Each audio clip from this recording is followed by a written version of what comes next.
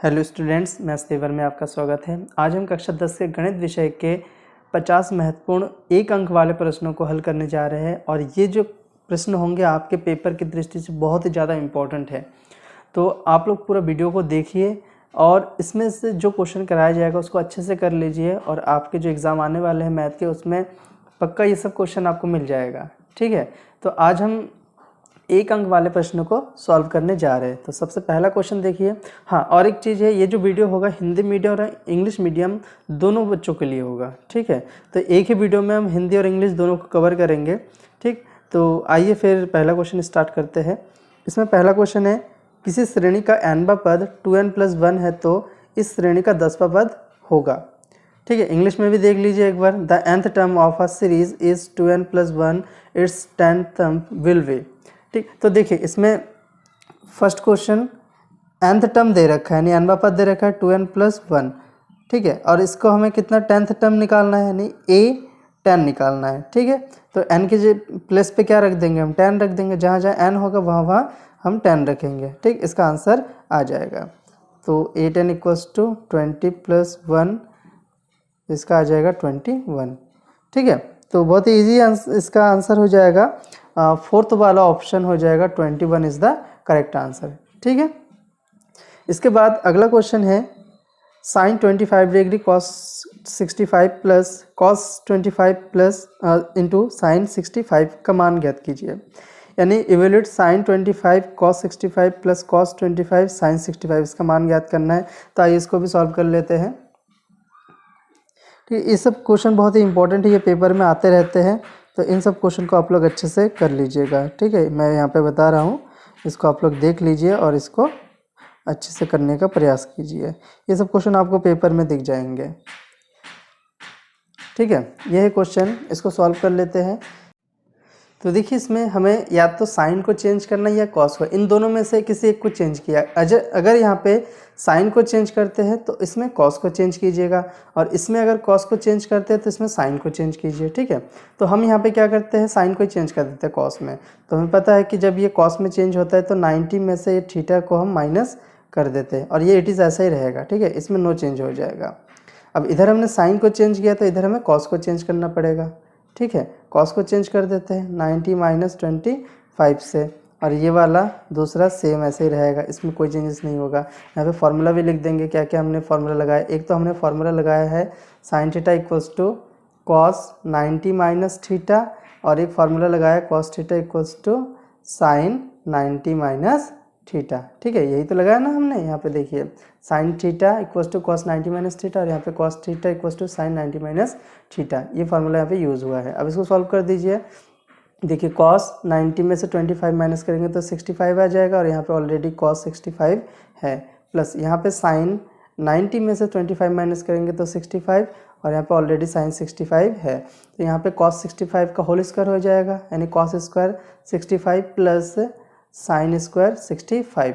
ठीक है, अब देखिए यहाँ पे ये फार्मूला बनता है, इसकी वैल्यू 1 होता है। कैसे, हमें पता है एक formula cos square theta plus sine square theta = 1 होता है। ठीक है, तो इस वजह से क्या हो जाएगा, ये cos square theta plus sine square theta 1 हो जाएगा। ठीक है, इस तरीके से इस क्वेश्चन को सॉल्व करेंगे। अगला क्वेश्चन है इसमें 3rd नंबर वाला। इसमें लिखा है कि एक गोले का व्यास 14 सेंटीमीटर है, उसका वक्र पृष्ठ होगा। इंग्लिश में इसके क्वेश्चन है, the diameter of a sphere is 14 centimetre, its surface area will be. तो देखिए इसमें जो व्यास दे रखा है, यानी डायमीटर दे रखा है। ठीक है, मैं लिखते टाइम तो हिंदी में लिख रहा हूँ, लेकिन इंग्लिश मीडियम वाले जो स्टूडेंट है वो समझ जाएगा, ये डायमीटर है। ठीक है, डायमीटर 14 सेंटीमीटर है, और हमें क्या निकालना है, पहले इसका रेडियस निकालना है, यानी त्रिज्या निकालनी है। तो इसको क्या कर देंगे, 2 से भाग कर देंगे, यानी 7 आ जाएगा। आर बराबर क्या आ जाएगा, 7 सेंटीमीटर आ जाएगा। वक्र पृष्ठ यानी इसका सरफेस एरिया निकालना है, तो वक्र पृष्ठ, गोले का वक्र पृष्ठ क्या होता है, 4πr²। गोले का वक्र पृष्ठीय क्षेत्रफल। ठीक है, सरफेस एरिया ऑफ स्फीयर। ठीक, क्या होता है, 4πr²। यहाँ पे वैल्यू रख देंगे, पाई की वैल्यू 22/7 और आर की वैल्यू 7 × 7, इससे कट जाएगा। ठीक है, 88 × 7 आ जाएगा, 7 × 8 = 56, हासिल 5, 56 और 5 हो जाएगा 61 हो जाएगा, यानी इतने सेंटीमीटर स्क्वायर आ रहा है। ठीक है, तो देखिए हमारा ऑप्शन नंबर थर्ड वाला करेक्ट होगा, 616 सेंटीमीटर स्क्वायर। ठीक है, तो इस तरीके से सब क्वेश्चन को सॉल्व किया जाएगा, तो आप लोग इसको देखते रहिए। अगला क्वेश्चन करते हैं। ट्रायंगल ABC में AB बराबर 6√3 सेंटीमीटर, AC बराबर 12 सेंटीमीटर और BC बराबर 6 सेंटीमीटर है, कोण B है। ठीक है, इसमें देखिए in triangle ABC AB equals to 603 centimetre, AC equals to 12 centimetre and BC equals to 6 centimetre, the angle V is. ठीक है, जब भी ऐसे क्वेश्चन पूछा जाए ना तो डायरेक्ट पाइथागोरस थ्योरम का यूज़ करके देखिएगा। ठीक है, यहाँ पे पाइथागोरस थ्योरम हम यूज़ करके देखते हैं कि क्या हो रहा है यहाँ पे। ये क्वेश्चन नंबर 4 है हमारा। ठीक, अब इसमें पाइथागोरस थ्योरम यूज़ करेंगे। तो सबसे पहले जो साइड्स दे रखे हैं उसको लिख लेते हैं। AB दे रखा है हमारा 603 सेंटीमीटर। ठीक है, और AC दे रखा है 12 सेंटीमीटर एंड BC दे रखा है 6 सेंटीमीटर। ठीक, तो देखिए यहाँ पे सबसे लॉन्गेस्ट साइड क्या है, यहाँ पे लॉन्गेस्ट साइड हमारा ये है AC, यानी कि उस डायग्राम इस टाइप का बनेगा। ये A, यहाँ पे B एंगल को यहाँ रख देते हैं। अभी पता नहीं कि 90 डिग्री है। ठीक है, हमने इसके बेस पे रखा है, AC लॉन्गेस्ट है तो AC ये हो जाएगा। ठीक है, उसके बाद AC अगर ये हो जाएगा तो B तो यही वाला होना है। ठीक है, तो अब यहाँ पे पाइथागोरस लगा देंगे, यानी पहले AC का स्क्वायर निकाल लेते हैं। 12 का स्क्वायर कितना होता है, 144। ठीक है, और उसके बाद AB निकाल लेते हैं। AB 603 का होल स्क्वायर यानी 36 इंटू 3, 6 18, 3 9 और 1 10। ठीक, और इसके बाद BC बचा है तो इसका भी स्क्वायर कर देते हैं। ठीक है, तीनों साइड का स्क्वायर पहले करेंगे, क्यों करेंगे अभी रीज़न बताऊंगा। तो यहाँ पे स्क्वायर कर दिया तो इसका 36 आया। अब देखिए जो लॉन्गेस्ट साइड है ये है 144, ये लॉन्गेस्ट साइड है। उसके बाद बचा क्या है, 108 बचा है और 36 बचा है। देखिए क्या इन दोनों को सॉल्व करके 144 आ रहा है, बिल्कुल आ रहा है 144, यानी ये किसकी वैल्यू है, AC स्क्वायर की वैल्यू है, और ये किसकी वैल्यू है, AB स्क्वायर की वैल्यू है, और जो ये है ये BC स्क्वायर की है। तो देखिए पाइथागोरस थ्योरम के विलोम से ये वाला यहाँ पे लिखेंगे, पाइथागोरस प्रमेय के विलोम से। ठीक है, देखिए कन्वर्जन ऑफ पाइथागोरस थ्योरम से क्या हो जाएगा, ये जो ट्रायंगल हो जाएगा ये राइट एंगल ट्रायंगल हो जाएगा, यानी समकोण त्रिभुज हो जाएगा। समकोण अगर होगा तो वहाँ पे क्या हो जाएगा, जो B होगा ये 90 डिग्री का हो जाएगा। ठीक है, तो हमारा जो आंसर होगा ये B 90 डिग्री हो जाएगा इसमें। अगला क्वेश्चन है, इसमें एक पासे को एक बार फेंका जाता है, एक विषम संख्या ऊपर आने की प्रायिकता होगी।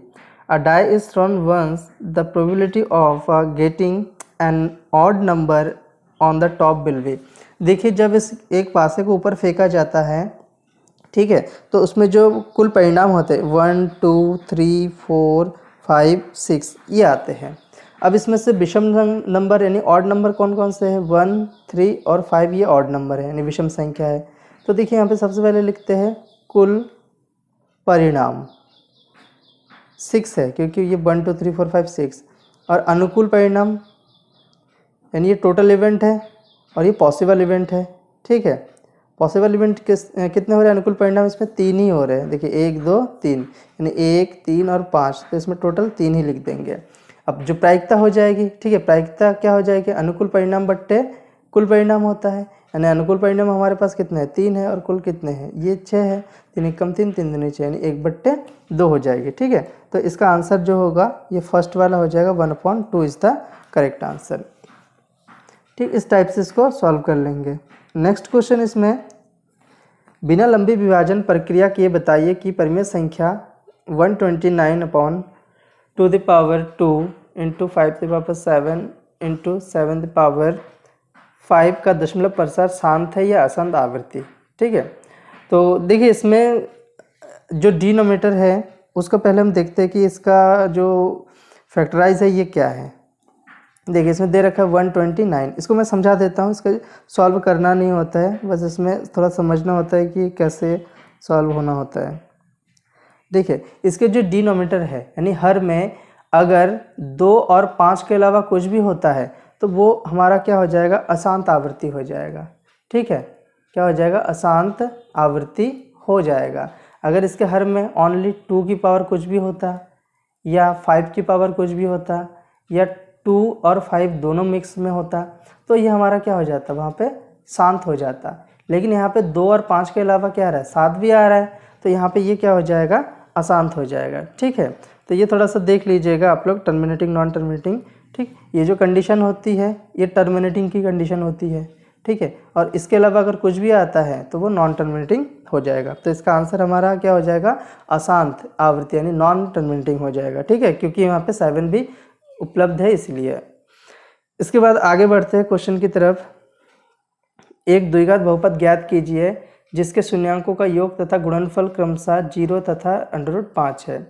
The sum and the product of the zeros of a quadratic polynomial are 0 and √5 respectively, what is the polynomial. देखिए यहाँ पे हमारे पास क्या दे रखा है, सम ऑफ जीरोस दे रखा है यानी शून्यांकों का योगफल दे रखा है, ये तो 0 है, और शून्यांकों का गुणनफल √5 है, तो ऐसे लिख लेंगे। अब एक पता है फॉर्मूला, द्विघात बहुपद का फॉर्मूला हमें पता है, द्विघात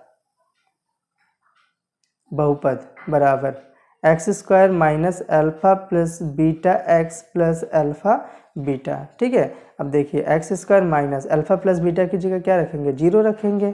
ठीक है, और अल्फा बीटा की जगह √5 रखेंगे, तो ये तो पूरा 0 हो जाएगा। तो x² प्लस √5 ये हमारा क्या हो जाएगा, द्विघात समीकरण हो जाएगा, यानी ये एक पॉलिनोमियल हो जाएगा, क्वाड्रेटिक पॉलिनोमियल। ठीक है, इस टाइप से इसको सॉल्व कर लेंगे। नेक्स्ट क्वेश्चन है क्वेश्चन नंबर 8।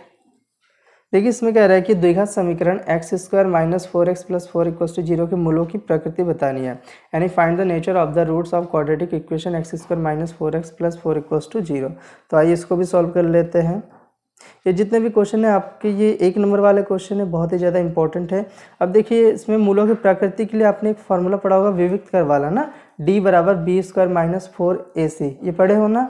तो यहाँ पे क्या होता है, जो b² माइनस 4ac अगर 0 से बड़ा यानी कि पॉजिटिव में आता है तो यहाँ पे क्या होते हैं, दो अलग अलग मूल होते हैं, और b² माइनस 4ac अगर 0 के बराबर होते हैं तो दो बराबर मूल होते हैं, और b² माइनस 4ac अगर 0 से छोटा यानी नेगेटिव होता है तो इसमें कोई वास्तविक मूल नहीं होता है। तो हम ये कंपेयर कर लेते पहले ax² plus bx plus c equals to 0 से। ठीक है, तो a इक्वल्स टू तो 1 आ जाएगा, b इक्वल्स टू -4 आ जाएगा, और c इक्वल्स टू 4 आ जाएगा। तो यहाँ पे विविक्त का d निकाल लेते हैं। ठीक है, b² माइनस 4ac, तो देखिए d निकालने के लिए b² माइनस 4ac हम वैल्यू रखते हैं, वैल्यू रख के हमें सॉल्व कर देना है। a की वैल्यू 1 है और c की वैल्यू 4 है। तो देखिए 4 चौको 16 हो जाएगा, 4 चौको 16, सॉरी यहाँ पे 4 चौको 16 हो जाएगा, 4 चौको 16 एकम 16। ठीक है, तो ये 0 हो जाएगा, यानी इसका कंडीशन हो जाएगा 2 बराबर मूल होंगे। ठीक है, ये मैंने समझा दिया था, यहाँ पे 2 बराबर मूल क्यों होंगे। अगर b² माइनस 4ac 0 के बराबर आता है तो 2 बराबर मूल होते हैं, और b² माइनस 4ac अगर पॉजिटिव यानी 0 से बड़ा होते हैं तो 2 अलग अलग मूल वास्तविक मूल होते हैं, और b² माइनस 4ac अगर 0 से छोटा होता है तो कोई वास्तविक मूल नहीं होता है वहाँ पे। ठीक है, तो ये चीज़ आप लोग याद रखिएगा। नेक्स्ट क्वेश्चन की तरफ बढ़ते हैं। इसमें कह रहे हैं कि एक वृत्त की कितनी स्पर्श रेखाएं हो सकती है, how many tangent can a circle have. देखिए एक सर्कल जो है इसकी कितने रेखाएं हो सकती है, सर्कल बना लिया, इसकी स्पर्श रेखाएं अनंत हो सकती है। ठीक है, यानी यहाँ पे कहीं से भी स्पर्श रेखा हम खींच सकते हैं, इसका टेंजेंट कहीं से भी होता है, तो इसका आंसर हो जाएगा अनंत यानी इनफाइनाइट आंसर हो जाएगा। ठीक है, इसका कुछ बच्चे कंफ्यूज होते हैं, एक कुछ बच्चे ना एक लिख देते हैं। एक कब लिखते हैं, जब क्वेश्चन पूछा जाता है कि एक वृत्त की एक बिंदु से कितनी स्पर्श रेखा हो सकती है, तो जब एक बिंदु आ जाता है ना तो वहाँ पे एक स्पर्श रेखा होती है कुछ इस प्रकार से। देखिए एक बिंदु यहाँ पे है, इससे सिर्फ एक ही स्पर्श रेखा जा सकती है, लेकिन अगर वो बिंदु नहीं बोला, सिर्फ बोला कि एक वृत्त से कितनी स्पर्श रेखाएं खींच सकते, तो वहाँ पे अनंत यानी इनफाइनाइट हो जाएगा। अगर एक पॉइंट बता दिया जाता है कि एक पॉइंट से कितनी स्पर्श रेखा हो सकती है तो वहाँ पे कंडीशन अलग होती है। ठीक है, अगला क्वेश्चन है एक निश्चित घटना की कितनी प्रायिकता होती है, what is the probability of a sure event. देखिए किसी भी श्योर इवेंट की जो प्रोबेबिलिटी होती है, नहीं निश्चित घटना की प्रायिकता होती है, वो हमेशा 1 होती है। ठीक है, इसको आप लोग याद रखिएगा, निश्चित घटना की प्रायिकता हमेशा 1 होती है। नेक्स्ट क्वेश्चन है निम्न में अपरिमेय संख्या है, in following the irrational number is, देखिए ऑप्शन इसमें देख रहा है कि कौन सा अपरिमेय संख्या है। अपरिमेय संख्या हमेशा रूट के अंदर होता है, लेकिन जब उसमें वर्गमूल निकाला जाता है तो उसका जो दशमलव प्रसार होता है कभी ख़त्म नहीं होता है, ठीक है। तो देखिए यहाँ पे क्लियरली इसका आंसर हो जाएगा √3 हो जाएगा, क्योंकि √4 का अगर स्क्वायर रूट निकालते हैं तो वो 2 होता है। 2 is a rational number, 5 also rational number, 2/3 is a rational number, ठीक है। तो सभी रैशनल है, सभी परिमेय संख्या है।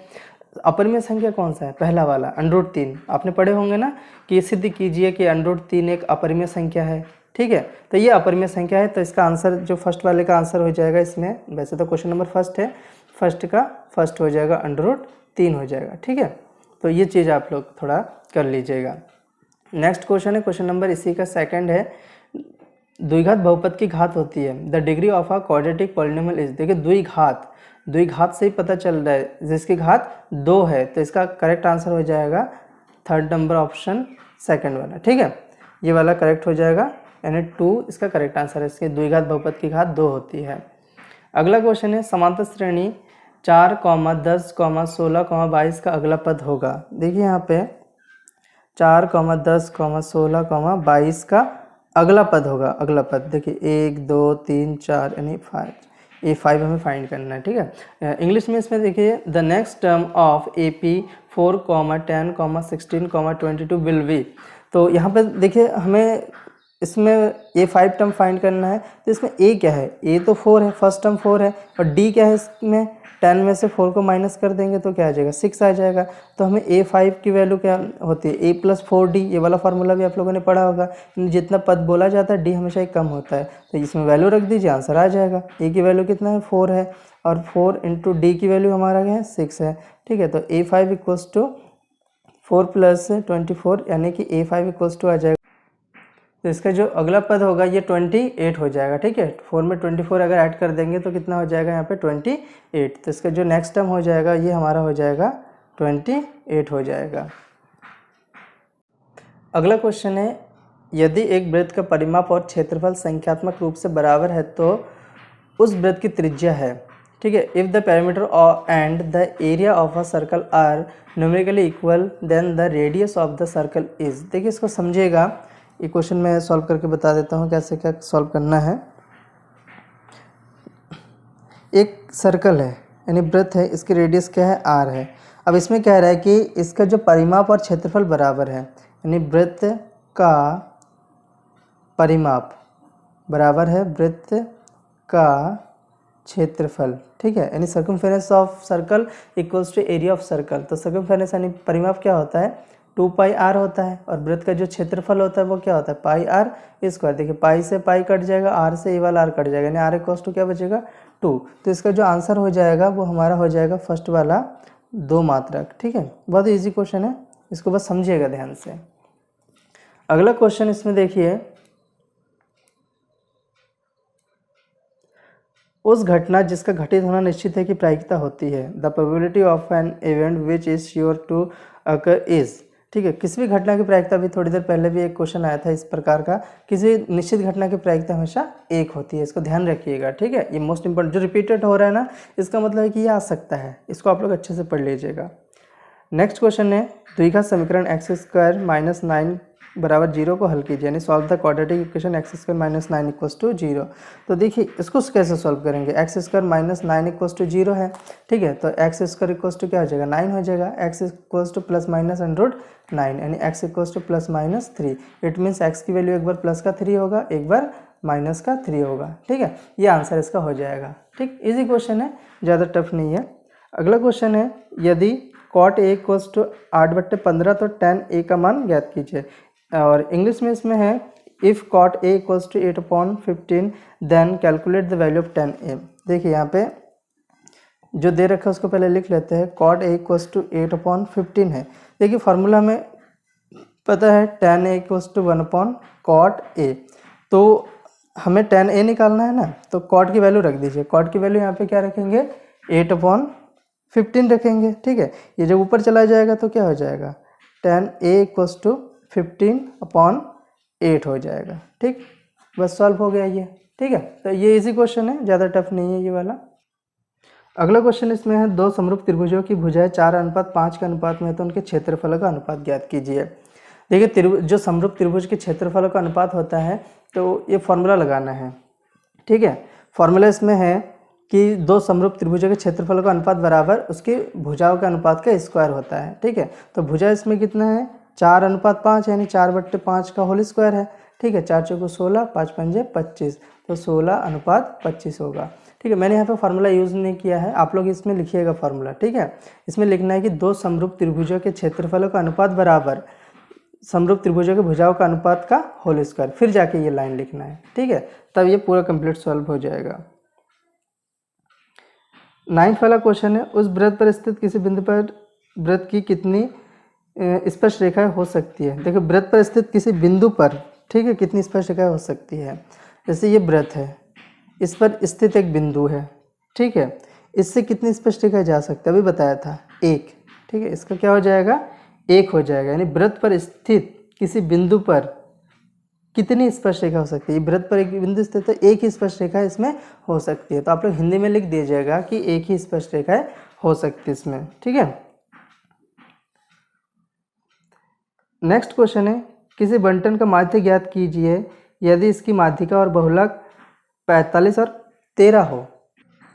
तो इसमें देखिए फॉर्मूला यूज़ होगा, 3 माध्यिका बराबर 2 माध्य प्लस बहुलक। मोस्ट इंपॉर्टेंट क्वेश्चन है, ये आप लोग कर लीजिएगा, फॉर्मूला लिखने के लिए भी आता है, ऐसे क्वेश्चन भी आ सकता है। तो देखिए 3 गुणा 45 बराबर 2 माध्य प्लस बहुलक 13 दे रखा है, 45 दिया, 3 पंजे 15, 3 चौको 12 और 1 13, ठीक है। 13 इधर आ जाएगा और 2 माध्य, इसको घटा देंगे, देखिए 2 बचेगा, यहाँ पे 2 बचेगा और ये 1 बचेगा, बराबर यहाँ पे बट्टे में 2 आ जाएगा ये वाला, तो इसको काट देंगे, 2 छिंग 12, 2 एकम 2, यानी माध्य बराबर हो जाएगा 61 हो जाएगा, ठीक है। तो इसका आंसर भी इस प्रकार से हो जाएगा। तो इंग्लिश मीडियम के लिए भी बता दो, देखिए मीडियन दे रखा है और इसमें मोड दे रखा है, तो इसमें 3 median equals to 2 mean plus mode होता है, ठीक है। तो बस इसको आप लोग याद रखिएगा और इस वैल्यू रख दीजिएगा, आंसर आ जाएगा। नेक्स्ट क्वेश्चन इसमें है, निम्न में परिमेय संख्या है, in following the rational number is. देखिए इसमें जो करेक्ट आंसर होगा ये ऑप्शन सेकंड होगा, √4 इज़ अ रैशनल नंबर। क्यों, क्योंकि √4 को हम 2 लिख सकते हैं और 2 क्या होता है, एक रैशनल नंबर होता है, ठीक है। बाकी सब इरेशनल नंबर है जितने भी है। नेक्स्ट क्वेश्चन है, यदि समीकरण युग्म 6x - y + 10 = 0 और kx - y + 9 = 0 द्वारा निरूपित रेखा समांतर हो तो k का मान होगा। देखिए इसको पहले लिख लेते हैं, फिर इसको सॉल्व कर लेंगे। देखिए इसमें ax + by + c, इससे तुलना करेंगे तो a1 6 हो जाएगा, b1 -3 और c1 10 हो जाएगा। इसमें a2 k हो जाएगा, b2 -1 हो जाएगा और c2 हो जाएगा 9। जब यहाँ पे कंडीशन बोला समांतर होती है, समांतर के लिए a1/a2 बराबर b1/b2 बराबर नहीं है c1/c2, ये कंडीशन होती है। यहाँ पे वैल्यू रख देंगे, 6 a1 की वैल्यू 6 है और a2 की वैल्यू k है और b1 की वैल्यू -3 और b2 की वैल्यू -1 और c1 की वैल्यू यहाँ पे 10 है और c2 की वैल्यू 9 है। तो हमें इन दोनों को लेकर चलना है। देखिए माइनस से माइनस कट जाएगा, तो यहाँ पे सॉल्व कर देंगे इसका इससे, ठीक है। तो देखिए k हो जाएगा, k बराबर 6/3, कैसे हुआ, ये इधर गया और ये इधर आ जाएगा, 3 दूनी 6, यानी k का मान क्या हो जाएगा हमारा 2 हो जाएगा, ठीक है। तो इस प्रकार से इसका सॉल्यूशन होगा। अगला क्वेश्चन है, निम्नलिखित में से कौन सी संख्या किसी घटना की प्रायिकता नहीं हो सकती है। Which of the following can not be the probability of an event. देखिए जो नेगेटिव होता है, नेगेटिव कभी भी प्रोबेबिलिटी नहीं हो सकता है। जो प्रायिकता होती है वो हमेशा 0 से बड़ा होता है और 1 से छोटा होता है, ठीक है। यानी 0 और 1 पे बीच में होता है, 0 के बराबर भी हो सकता है या 0 से बड़ा होता है और 1 के बराबर 1 से छोटा, लेकिन कभी भी ये नेगेटिव नहीं हो सकता है और ना ही 1 से बड़ा हो सकता है, ठीक है। इतना ध्यान रखिएगा। तो यहाँ पे आंसर हो जाएगा नेगेटिव वाला, जो थर्ड ऑप्शन है ये वाला करेक्ट होगा, -2, ठीक है, क्योंकि ये -2 प्रायिकता नहीं हो सकती है। नेक्स्ट क्वेश्चन है, त्रिज्या r वाले वृत्त का क्षेत्रफल होगा, the area of a circle having radius r will be. देखिए जो क्षेत्रफल होता है वृत्त का वो होता है हमारा πr², ठीक है।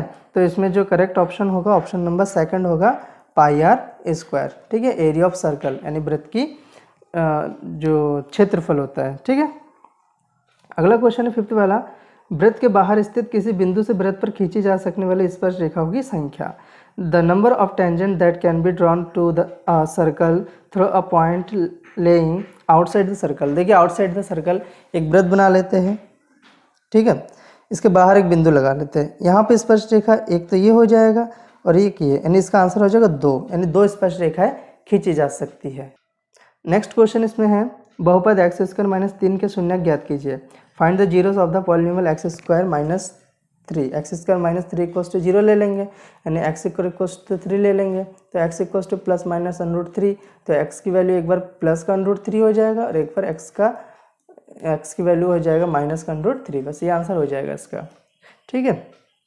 बहुत ही ईजी क्वेश्चन है, आप लोग इसको अच्छे से कर लीजिएगा, पेपर में आ सकता है। नेक्स्ट क्वेश्चन की बात करते हैं, इसमें कह रहा है कि यदि किसी समांतर श्रेणी का nवां पद 2n+3 है तो 11वां पद ज्ञात कीजिए। If the nth term of NAP is 2n+3 find its 11th term. देखिए nth टर्म दे रखा है, यानी an बराबर है हमारा 2n+3, इसका हमें 11वां पद ज्ञात करना है, यानी 11th टर्म फाइंड करना है, ठीक है। तो इसके लिए क्या करेंगे, यहाँ पे n की जगह पे 11 रख देंगे बस, ठीक, और इसको सॉल्व कर देंगे, आंसर आ जाएगा 11 दूनी 22 और 3 25 हो जाएगा। बस आंसर हो गया, देखिए यहाँ पे, ठीक है, इसका आंसर 25 आ जाएगा। बहुत ही ईजी क्वेश्चन है, इन सब क्वेश्चन को आप लोग अच्छे से कर लीजिएगा। अब इसके बाद नेक्स्ट क्वेश्चन की बात करते हैं। क्वेश्चन नंबर 8 इसमें है यदि tan A = cot B तो सिद्ध कीजिए कि A + B = 90। If tan A = cot B prove that A + B = 90। देखिए यहाँ पे tan A = cot B दे रखा है, ठीक है, तो हमें प्रूफ ये करना है कि A + B = 90 प्रूफ करना है। तो बहुत ईजी क्वेश्चन है, tan को cot में कन्वर्ट कर दीजिए। तो tan को cot में कन्वर्ट करने के लिए cot 90 - थीटा वाला फार्मूला लग जाएगा, ठीक है। तो ये हो जाएगा कुछ इस प्रकार से। फार्मूला यहाँ पे क्या लगा है, tan A = cot 90 - A, ठीक है। तो देखिए tan को हमने cot में जब चेंज किया तो फार्मूला लग गया, cot से cot कैंसिल कर दीजिए, ठीक है। वैसे तो कैंसिल नहीं होता, कंपेयर होता है, ठीक। अब देखिए ये बन गया, ये इधर आ जाएगा, यानी A + B = क्या आ जाएगा, 90 आ जाएगा, प्रूफ हो गया है, ठीक। तो इस प्रकार इसको सॉल्व कर देंगे। नेक्स्ट क्वेश्चन है निम्नलिखित आंकड़ों का माध्य ज्ञात कीजिए। देखिए एक आंकड़ा दे रखा है, इसका हमें माध्य ज्ञात करना है, तो आइए इसको भी सॉल्व कर लेते हैं। तो देखिए जो हमारे पास आंकड़ा दे रखा है इसका आरोही क्रम यानी असेंडिंग ऑर्डर में लिख लेंगे, ठीक है। तो हमने लिख लिया है, अब इसको गिनेंगे, माध्यक निकालने के लिए गिनते हैं 1 2 3 4 5 6 7 8 9, यानी यहाँ पे जो n है वो क्या है, 9 है और ये एक विषम संख्या है, ठीक है। तो विषम संख्या के लिए माध्यक बराबर होता है n + 1/2वां पद, ठीक है। और इंग्लिश मीडियम में इसको कहा जाता है मीडियन = n + 1/2 टर्म, ठीक। तो देखिए अब इसको सॉल्व करते हैं। n क्या है, 9 है, तो 9 + 1/2 पद। अब इसमें 9 और 1 कितना होता है, 10 होता है, 10/2 यानी 5, ठीक है, 5वां पद। तो देखिए यहाँ पे 5वां पद क्या आ रहा है, 1 2 3 4 5, 33 आ रहा है, ठीक है। तो इसका माध्यक क्या हो जाएगा, 33। अब देखिए कैसे, 5वां पद, दोनों तरफ से 5वां पद ही होना चाहिए तब जाकर सही होगा। 1 2 3 4 5, ठीक है, 1 2 3 4 5, यानी दोनों तरफ से यही 5वां पद है, तो इसका मतलब है हमारा आंसर करेक्ट है, ठीक है। इस प्रकार से ये किया जाएगा, बहुत ईजी क्वेश्चन है। नेक्स्ट क्वेश्चन, दो समरूप त्रिभुजों की भुजाएं 4:9 के अनुपात में इन त्रिभुजों के क्षेत्रफल का अनुपात। इस प्रकार के क्वेश्चन पहले भी हमने एक किया था। तो इसमें क्या होता है, भुजाओं का जो अनुपात होता है उसका स्क्वायर कर देते हैं। तो भुजा यहाँ पे क्या है, 4/9 है, इसका स्क्वायर कर दीजिए, 4 × 16 9 × 81, यानी 16:81 आ जाएगा। फॉर्मूला मैंने पहले भी बताया था कि समरूप त्रिभुजों के क्षेत्रफलों का अनुपात बराबर समरूप त्रिभुजों के भुजाओं का अनुपात का स्क्वायर, ठीक है। ये वाला लगा देंगे और आंसर आ जाएगा। इसके बाद नेक्स्ट क्वेश्चन है, निम्न में परिमेय संख्या है। देखिए परिमेय संख्या हमेशा P/Q के फॉर्म में होता है, ठीक है। तो देखिए यहाँ पे हमारा आंसर जो होगा ये थर्ड वाला करेक्ट होगा, 0.375, बिकॉज हम इसको लिख सकते हैं 375/1000। कैसे, पॉइंट हटाया, नीचे 1 1 2 3 0, तो P/Q के फॉर्म में हो गया ना, तो यही वाला हमारा आंसर करेक्ट होगा, यानी ऑप्शन जो थर्ड है वो वाला हमारा करेक्ट हो जाएगा इसमें। नेक्स्ट क्वेश्चन की बात करते हैं। तो इसमें द्विघात बहुपद x² + 7x - 10 के शून्यकों का गुणनफल है, ठीक है।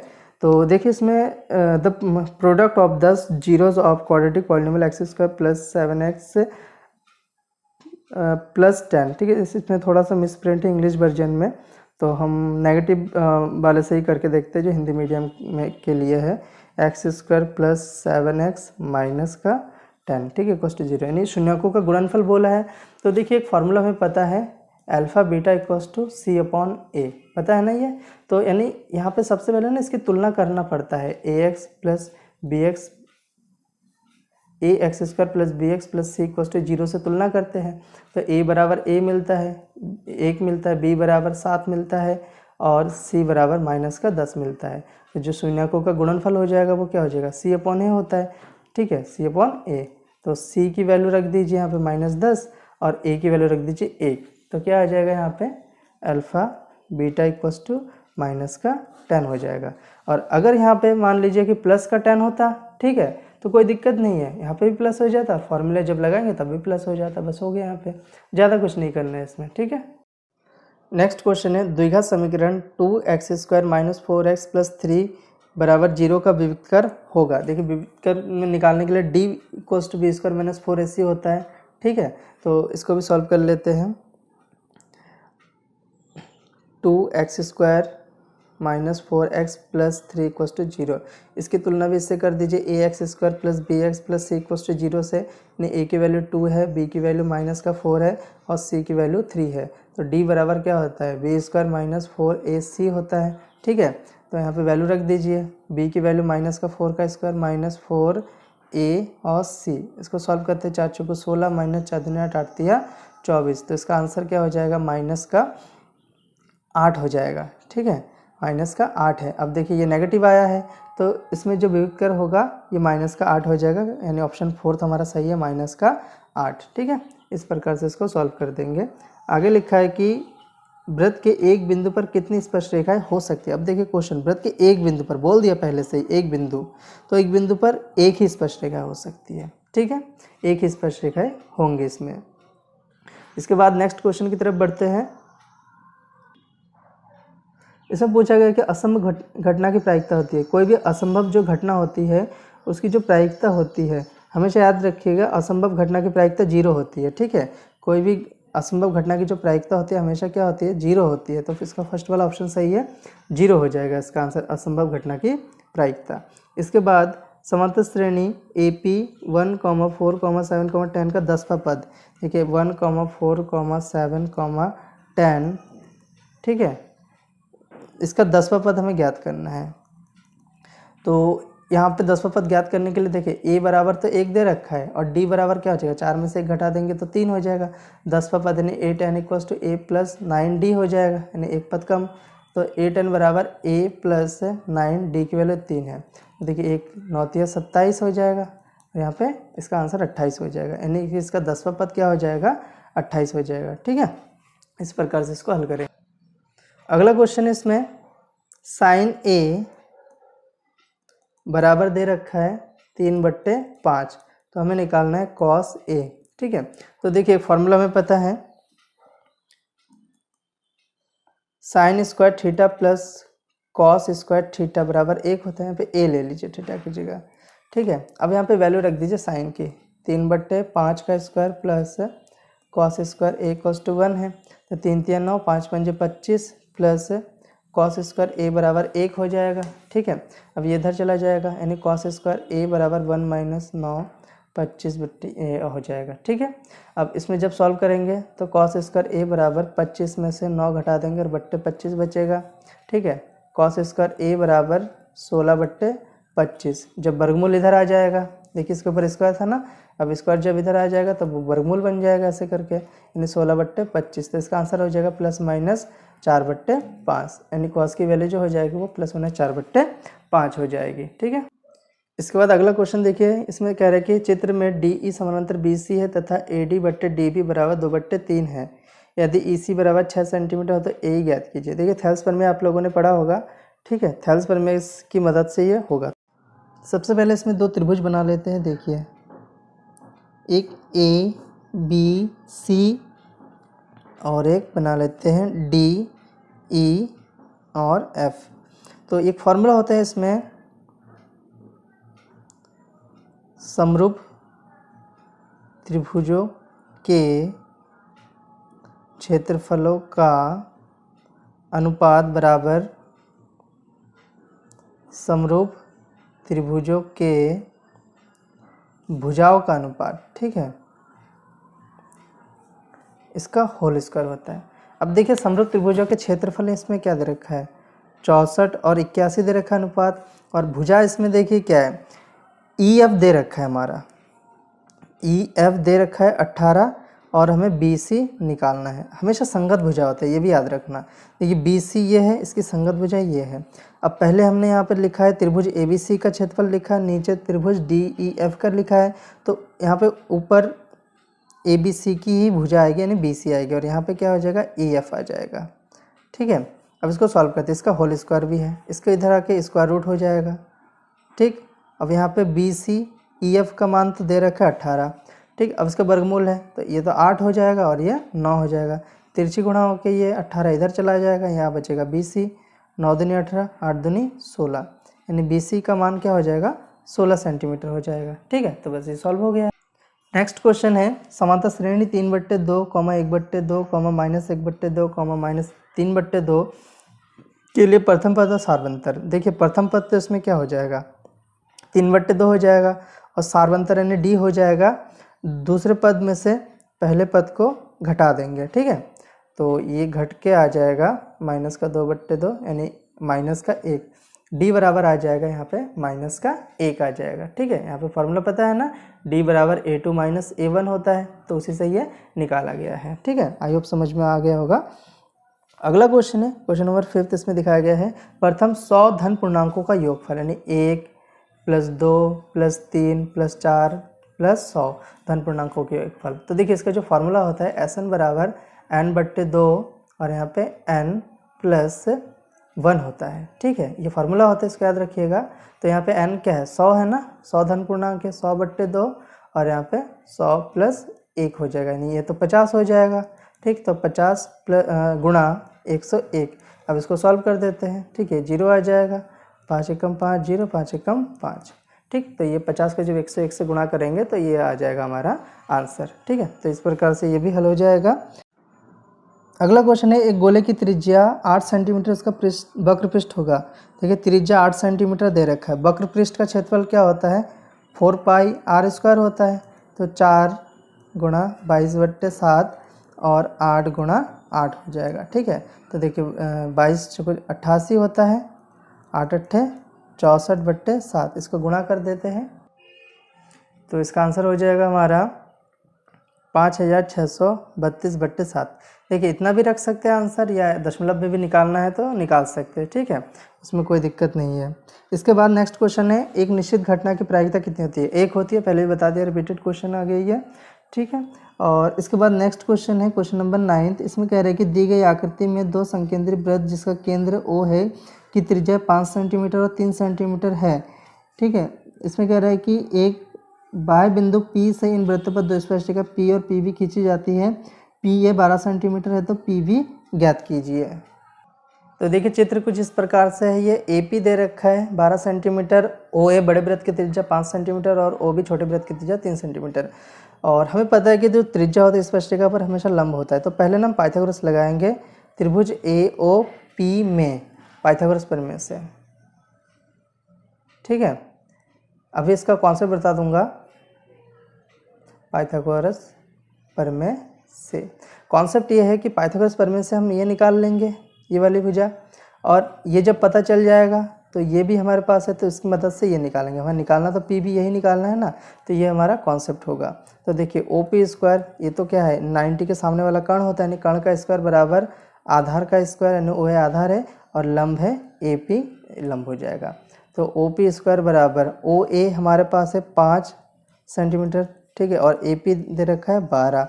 इसको सॉल्व कर लेते हैं, 5 × 5 = 25 और 12 को 12 से करेंगे 144, यानी OP² बराबर 169, ठीक है। तो OP बराबर हो जाएगा 13 हो जाएगा, ठीक, यानी ये हमारे मिल चुका है 13 सेंटीमीटर।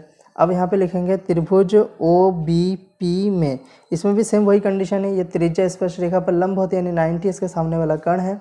तो यहाँ पे पाइथागोरस प्रमेय से लिख करके लिखेंगे OP² बराबर, आप लोग लिख लेना पाइथागोरस प्रमेय, इसमें OP² बराबर हो जाएगा o b square plus p b square. देखिए ओ पी स्क्वायर अभी आया था 13, ठीक है, और ओ बी हमारे पास है 3 और पी बी हमें ज्ञात करना है। 13 13 का तो 169 बराबर 3 3 9, ठीक है, प्लस पी बी स्क्वायर। तो यहाँ पे हो जाएगा 169 माइनस 9 पी बी स्क्वायर, तो 160 बराबर पी बी स्क्वायर हो जाएगा। ठीक, अब इसको सॉल्व कर लेंगे। पी बी इक्वल्स टू ये हो जाएगा, यानी पी बी बराबर, अब इसको अगर सॉल्व करना है वर्गमूल निकाल दीजिए। ठीक है, इसको कुछ इस प्रकार भी कर सकते हैं, पी बी बराबर 16 का वर्गमूल कितना होता है 4 होता है, तो इस प्रकार से ये हो जाएगा। ठीक, तो इस प्रकार से भी हम इसको सॉल्व कर सकते हैं, और दशमलव में निकालना है तो दशमलव में भी निकाल सकते हैं। अगला क्वेश्चन है, इसमें निम्नलिखित बारंबारता सारणी में बी और डी का मान ज्ञात कीजिए। देखिए अभी थोड़ी देर पहले भी ये कॉन्सेप्ट मैंने बताया था कि कैसे निकाला जाता है। ठीक है, तो इस पर उस नियम का अगर यहाँ पे देखेंगे तो लगा के, तो इसमें हमारा ये कॉन्सेप्ट आ जाएगा। देखिए हमें यहाँ पे बी और डी निकालना है ना, तो अगर मैं इसमें ये जोड़ूंगा तो 9 आ जाएगा। ठीक है, तो इसमें अगर बी जोड़ता हूँ तो 15 आ जाएगा। तो इसमें कॉन्सेप्ट क्या होगा कि 9 प्लस बी बराबर 15 है, तो b बराबर 15 में से 9 घटा देंगे तो b बराबर हो जाएगा हमारा 6। उसी प्रकार d भी, देखिए इसमें अगर ये जो 22 में 4 जोड़ेंगे तो d आ जाएगा, यानी d बराबर 22 प्लस 4 बराबर 26 हो जाएगा। तो b और d का मान निकालना बहुत ही आसान है। ठीक है, आप लोग कॉन्सेप्ट देखिएगा, यहाँ पे b और d का मान बहुत ही ईजी से आ जाएगा। तो आज के वीडियो में इतना ही, आशा करते हैं कि आपको ये वीडियो पसंद आया होगा। ठीक है, इसमें मोस्ट इंपॉर्टेंट क्वेश्चन है 50, तो इन सब क्वेश्चन को आप लोग कर लीजिएगा, इसमें से 100% क्वेश्चन आने वाले हैं। ठीक है, अब पेपर देख के जब आएंगे और ये वीडियो देखेंगे ना, तो आपको बहुत से क्वेश्चन मिल जाएंगे कि इस वीडियो से आया हुआ है। तो उम्मीद करते हैं कि आप लोग इन सब क्वेश्चन को सॉल्व कर लीजिएगा। धन्यवाद।